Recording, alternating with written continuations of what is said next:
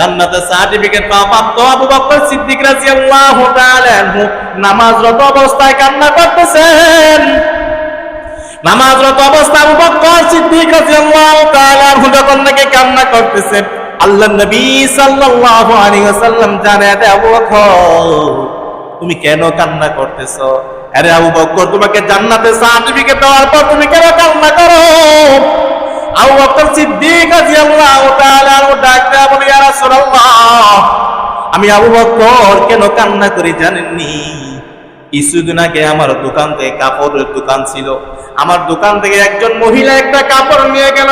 দীর্ঘ 1 মাস পর ওই মহিলা আমি আবু বকরের কাছে এসে বলে, আবু বকর তোমার কাপড় আমার পছন্দ হয় নাই, কাপড় ফিরিয়ে নাও, আমার টাকা আমারে দিয়ে দাও। ইয়া রাসূলুল্লাহ, আমি কেন কান্না করি জানেননি? এই মহিলা এতদিন পরে আইসা তার কাপড়ের বদলা টাকাটা নিয়ে নিল। ইয়া রাসূলুল্লাহ, আমি যখন নাকি আল্লাহ তাআলা দরবারে দাঁড়িয়ে যাব, আমার মালিক যদি ডাক দেয়, বলে আবু বকর দুনিয়াতে থাকা অবস্থা আমি মালিকের জন্য তুমি কি করলাম?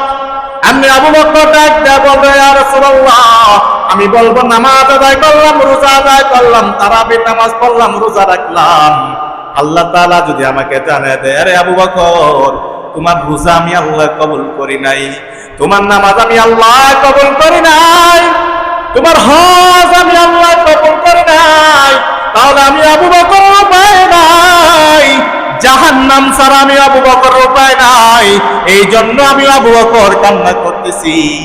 এরে দুনিয়ার ইমানদার আল্লাহর গোলাম, একটু লক্ষ্য করে দেখেন, জান্নাতের সার্টিফিকেট প্রাপ্ত সাহাবী জান্নাতে যাবে নিশ্চিত, তারপর জাহান্নামের ভয়ে কান্দে।